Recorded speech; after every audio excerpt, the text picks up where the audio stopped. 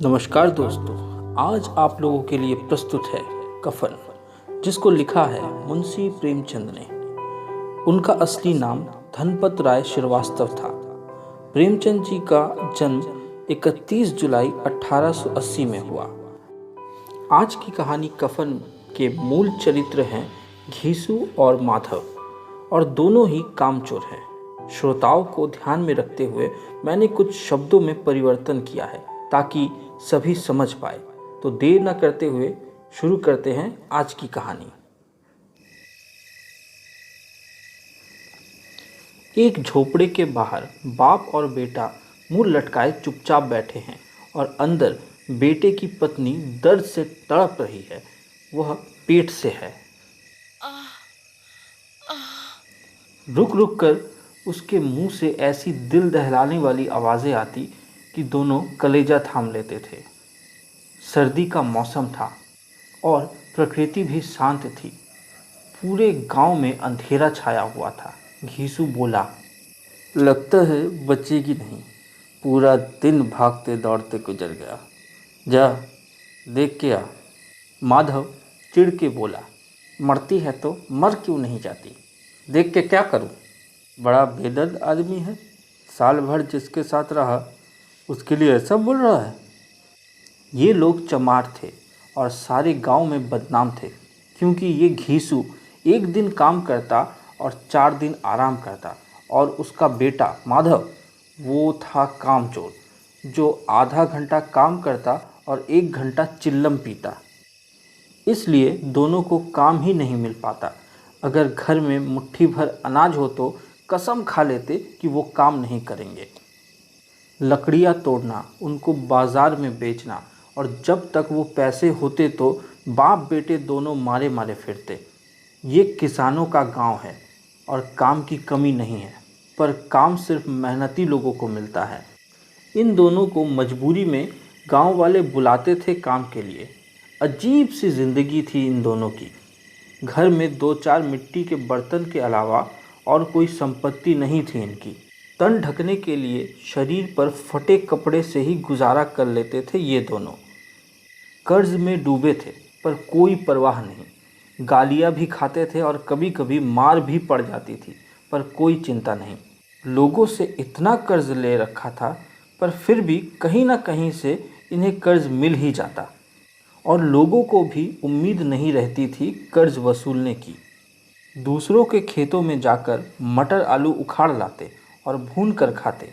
घीसू ने तो ऐसा करते करते अपने 60 साल निकाल दिए, और बेटा भी उसी के पद चिन्हों पर चलने लगा था। बल्कि यह कहा जाए कि ज़्यादा नाम रोशन करने वाला था। इस समय भी दोनों आँख के सामने आलू भून रहे थे, और ये भी किसी के खेत से लाया हुआ था। घीसू की पत्नी के मौत को बहुत समय हो चुका था, पर माधव की शादी पिछले साल ही हुई थी। जब से ये औरत आई थी तब से परिवार को ठीक से चलाना सीख लिया था उसने, और दोनों को इंसान बनाने की कोशिश कर रही थी। जब से ये आई, ये दोनों और भी ज़्यादा आराम फरमाने लगे, बल्कि अकड़ने भी लगे। अगर कोई काम पर बुलाए तो दुगनी मजदूरी मांगते। माधव की पत्नी दर्द से मर रही थी, और इन दोनों के मन में बस एक ही बात चल रही थी कि ये जल्दी से जल्दी मरे और हमें आराम से सोने को मिले। घीसू ने आलू छीलते हुए बोला, जाके देख क्या ना, अंदर क्या हो रहा है। मरेगी चुड़ैल, और क्या। असल में माधव को डर था, अगर वो अंदर गया तो उसका बाप उसका आलू खा जाएगा। मुझे अंदर जाने में डर लग रहा है। डर किस बात का? मैं हूँ ना यहाँ पे। तो तुम ही अंदर जाके देख लो ना। मेरी औरत जब मरी थी तो मैं 3 दिन तक उसके पास से हिला नहीं। मैं अंदर जाऊंगा, मुझे देख के उसे शर्म आएगी। जिसका कभी मुंह नहीं देखा उसे ऐसी हालत में मैं कैसे देखूं? मुझे अगर देखेगी तो खुलकर हाथ पैर भी नहीं चला पाएगी। सोचता हूँ अगर उसको बच्चा हुआ तो घर में तो कुछ भी नहीं है, गुड़ तेल वगैरह। अरे सब कुछ आ जाएगा, भगवान दे तो सही। जो लोग 1 पैसा भी नहीं देते वो घर में बुला के पैसा देंगे। मेरे 9 लड़के थे, घर में कुछ भी नहीं था, लेकिन भगवान ने कैसे न कैसे बेड़ा पार लगाया ना। घीसू की इतनी अक्ल थी, पर सही जगह पर इसको नहीं लगाता था। इसको ऐसा लगता था कि इसे किसानों की तरह जी तोड़ मेहनत तो नहीं करनी पड़ती थी। दोनों जल्दी जल्दी आलू निकालकर खाने लगे। उन्होंने कुछ नहीं खाया था और इतना सब्र भी नहीं था कि आलू को ठंडा होने दें। गर्म गर्म ही खा रहे थे। दोनों की जबान भी जल गई। आलू छिल जाने के बाद बाहर से ज़्यादा गर्म नहीं था, लेकिन दांत से तोड़ने के बाद हलक, जबान सब जल जाता था। उस अंगार जैसे आलू को चबाने से बेहतर था कि वो पेट में चला जाए। पेट में उसे ठंड करने के लिए काफ़ी सामान है, इसीलिए जल्दी जल्दी आलू को निगल लेते थे। हालांकि इस कोशिश में उनकी आंखों से आंसू निकल आते थे। अब घीसू को 20 साल पहले ठाकुर की बारात याद आई, जिसमें वो गया था। इस दावत में जाकर वो जो तृप्त हुआ, आहा, आज भी याद है वो। आज भी सब कुछ ताज़ा था। वो बोला, वो खाना आज भी भुलाया नहीं जाता। तब से आज तक पेट भर के खाना नहीं मिला। असली घी की पूरियाँ मिली थी, पूरियाँ सबको, छोटा बड़ा सबको। चटनी, रायता, 3 तरह के साग, तरकारियाँ, दही, मिठाई। अब क्या बताऊँ उस खाने में क्या स्वाद मिला। कोई रोकने टोकने वाला भी नहीं था। जो चीज़ चाहिए उतना मांगो और जितना चाहे उतना खाओ। और लोगों ने इतना खाया कि किसी से पानी नहीं पिया गया। और परोसने वाले पत्तल पर गरम गरम कचौड़ियाँ डाल देते थे और हम हाथों से रोकते, लेकिन वो दिए जाते थे। माधव ये सब सुन रहा था और मन ही मन इन सब का स्वाद ले रहा था और बोला, अब हमको कोई इस तरह का खाना नहीं खिलाता ना, ऐसा खाना। अरे, अब कोई क्यों खिलाएगा ऐसा खाना। वो जमाना ही दूसरा था। सब के सब बचाने का ही सोचते हैं। शादी में, क्रियाक्रम में, सब जगह पे। तुमने 20 पूरी तो खाई होगी। 20 से ज़्यादा खाई थी। मैं तो 50 खा जाता। तू तो मेरा आधा भी नहीं खा सकता। आलू खाकर दोनों ने पानी पिया और आग के सामने अपनी धोती ओढ़कर सो गए। ऐसा लग रहा था जैसे 2 बड़े बड़े अजगर गंडुलियाँ मार के पड़े हुए हो और अंदर गुधिया अभी तक चिल्ला रही थी। सुबह जब माधव अंदर जाकर देखता है तो उसकी पत्नी ठंडी पड़ गई थी। उसके मुंह पर मक्खियाँ भिन भिना रही थी। आँख ऊपर चढ़ी हुई थी, पत्थर की तरह। पूरा शरीर धूल से लथपथ था। उसके पेट में बच्चा मर गया था। माधव भागते भागते घीसू के पास आया। फिर दोनों हाय हाय करते छाती पीटने लगे, रोने लगे। पड़ोसियों ने इनके रोने की आवाज़ सुनी तो भागते भागते आए और इनके जो रीति रिवाज थे उन्हें समझाने लगे। लेकिन ज़्यादा समय नहीं था। अब कफन की और लकड़ी की चिंता थी। घर में पैसा था नहीं। दोनों रोते हुए गांव के ज़मींदार के पास गए। ज़मींदार दोनों बाप बेटों से नफ़रत करता था। कई बार इनको पीट भी चुका था, कभी चोरी के लिए तो कभी वादे पर काम पे ना आने के लिए। क्यों भाई, रोता क्यों है? आजकल तो तू दिखाई भी नहीं देता। घीसू ने ज़मीन पर सर रखकर और आंखों में आंसू भरकर कहा, माई बाप बहुत दिक्कत में हूँ। माधव की पत्नी गुजर गई। रात भर वो तड़पती रही। हम लोग उसके पास बैठे रहे। दवा वगैरह सब कुछ ला कर दिया, जो कुछ हो सकता, लेकिन वो हमें छोड़ कर चली गई। अब तो एक रोटी देने वाला भी नहीं रहा मालिक। सब कुछ बर्बाद हो गया। अब आप ही का गुलाम हूँ। आपके अलावा और कौन इसकी मिट्टी पार लगाएगा। हमारे पास जो कुछ भी था सब दवाई में लगा दिया। अब आपकी इच्छा है, आप चाहेंगे तो लाश उठेगी, कोई और तो नहीं। किसके दरवाजे जाऊँ माई बाप। जमींदार अच्छा आदमी था, पर इस पर दया करना मन में तो आता है, लात मार कर भगा दूँ। लाख बुलाने पर भी नहीं आता है, लेकिन अब ज़रूरत पड़ी तो आ गया। लेकिन ये समय गुस्सा दिखाने का या सज़ा देने का नहीं था। 2 रुपए निकालकर जमींदार ने उसके सामने फेंक दिए। मुंह से अफसोस का एक शब्द भी नहीं निकला, उसकी तरफ देखा भी नहीं। जब गांव के जमींदार ने 2 रुपए दे दिए तो गांव के बनिए महाजन इनको तो देना ही था। घीसू जमींदार के नाम पर ठिंडोरा पीटने लगा। किसी ने 2 आने दिए, किसी ने 4 आने दिए। 1 घंटे के अंदर घीसू के पास 5 रुपए हो गए, पूरे 5 रुपए। कहीं से अनाज मिल गया, कहीं से लकड़ियाँ मिल गई। दोपहर के समय दोनों बाप बेटे चले गए कफन खरीदने बाजार। दूसरी तरफ उनके घर पर लोग बैठे थे। गांव की औरतें आती और आकर उसका चेहरा देखती। बाजार में जाकर घीसू बोलता है, लकड़ियाँ तो मिल चुकी है चलाने के लिए। माधव बोला, हाँ लकड़ियाँ तो मिल गई हैं, अब हल्का सा कफन देखते हैं। हाँ हाँ, और क्या, लाश उठाते उठाते तो रात हो जाएगी। रात को कफन कौन देता है। कैसे कैसे रीति रिवाज है। जिसको जीते जी बदन ढकने को चीथड़ा तक नहीं मिला, आज उसके लिए कफन, वो भी मरने के बाद।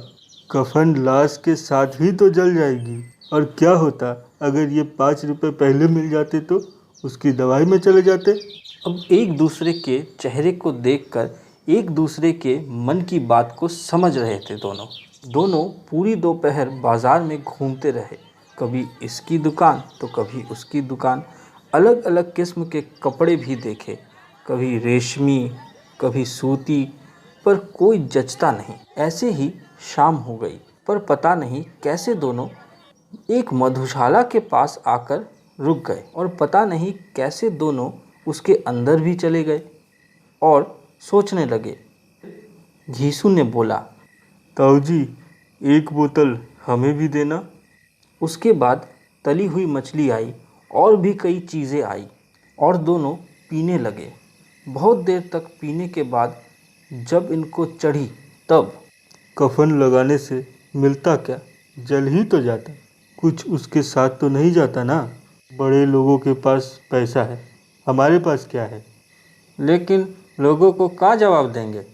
लोग पूछेंगे नहीं कफन कहाँ है। अरे, कह देंगे कहीं गिर गया और मिला ही नहीं, बहुत ढूंढे मिला ही नहीं। पहले उनको विश्वास नहीं होगा, फिर वही लोग बाद में पैसा देंगे। बड़ी अच्छी थी बेचारी, मरी तो खिला पिलाकर। आधी बोतल से ज़्यादा उड़ गई। घीसू ने पूरियाँ मंगवाई, चटनी, अचार, कलजिया सब कुछ मंगवाया। पूरा 1.5 रुपए खर्च हो गया, पर वो बेशर्मी से खाए जा रहे थे।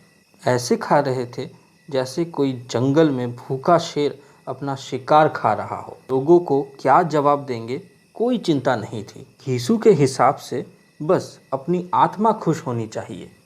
दोनों ने दिल से मरने वाली को आशीर्वाद दिया। भगवान उसको स्वर्ग नसीब कराए। आज जो खाना मिला पहले कभी नहीं मिला। हम लोग भी एक दिन वहाँ जाएंगे ना। घीसू ने इस बात का कोई जवाब नहीं दिया, क्योंकि वो अब बेकार की इन चीज़ों को सोचना ही नहीं चाहता था। माधव बोलता रहा, जब हम उसके पास जाएंगे तो जब पूछेगी कि कफन क्यों नहीं दिया तो क्या बोलेंगे? उसको कफन मिलेगा, बहुत अच्छा मिलेगा। 60 साल मैंने यहाँ घास नहीं गोदी है, तो खुद उसको सबसे बढ़िया कफन देना। अरे वो तो मुझसे पूछेगी, उसकी मांग में सिंदूर तो मैंने डाला था। उसे कफन मिलेगा, तू मानता क्यों नहीं। कौन देगा कफन, बताते क्यों नहीं? वो लोग देंगे जिन्होंने हमें पैसा दिया है। अब की बार हमारे हाथों में पैसा नहीं आएगा, वो खुद कफन देंगे। हवा में नशा छाया हुआ था। शराब से ज़्यादा मधुशाला की हवा उन पर नशा कर रही थी। मदहोशी का आलम हर तरफ छाया हुआ था। सब कुछ भूल चुके थे। ना जीते हैं ना मरते हैं। दोनों मज़े से चुस्कियाँ ले रहे थे। सबकी निगाहें इनकी ओर जमी हुई थी। भर पेट खाकर माधव ने बची हुई पूरियों का पत्तल उठाकर भिखारी को दे दिया और दान देने का गौरव महसूस करने लगा। ले, खूब खा और आशीर्वाद दे। जिसकी कमाई है वो तो मर गई, पर तेरा आशीर्वाद उसे जरूर पहुँचेगा। माधव आसमान की ओर देखकर बोला, वह स्वर्ग में जाएगी दादा, बैकुंठ की रानी बनेगी। घीसू खड़ा होकर बोला, बेटा, बैकुंठ में जाएगी। किसी को सताया नहीं, किसी को दबाया नहीं। मरते मरते हमारी ज़िंदगी की सबसे बड़ी लालसा पूरी करके गई है। वो नहीं जाएगी तो कौन? मोटे मोटे लोग जाएंगे जो गरीबों को दोनों हाथों से लूटते हैं और अपने पाप को धोने के लिए गंगा में नहाते हैं और मंदिरों में जल चढ़ाते हैं। पर दादा, बेचारी ने जिंदगी में बहुत दुख होगा। कितना दुख झेला। माधव आंखों में हाथ रखकर रोने लगा, चीखे मार मार कर। क्यों रोता है बेटा? वो माया जाल से मुक्त हो गई, जंजाल से छूट गई। बड़ा भाग्यवान थी जो इतनी जल्दी माया मोह के बंधन को तोड़कर चली गई। और दोनों खड़े होकर गाने लगे, ठगनी क्यों नैना छमकावे ठगनी। ठगनी क्यों नैना झमकावे, ठगनी क्यों नैना झमकावे, ठगनी क्यों नैना झमकावे, ठगनी क्यों नैना झमकावे। निर्गुण कर ले डोले, डोले निर्गुण कर ले डोले, निस दिन नाच नचावे। ठगनी क्यों नैना झमकावे, ठगनी क्यों नैना। पियक्कड़ों की आंखें इनकी ओर लगी हुई थी और ये दोनों गाते गए, नाचने लगे, उछले भी, कूदे भी, गिरे भी, मटके भी, अभिनय भी किया और आखिर नशे में चूर होकर वहीं गिर पड़े। आप लोग सुन रहे थे मुंशी प्रेमचंद का लिखा हुआ कफन। उम्मीद करता हूँ आप सभी को यह कहानी बहुत पसंद आई होगी। कृपया करके अगर ये कहानी पसंद आई है तो हमारे चैनल को लाइक कीजिए, शेयर कीजिए और सब्सक्राइब करना तो मत भूलिए। और इसी प्रकार की कहानियाँ सुनने के लिए हमारे साथ बने रहिए। बेल आइकॉन को दबाना मत भूलिएगा। धन्यवाद। मिलते हैं अगले वीडियो में।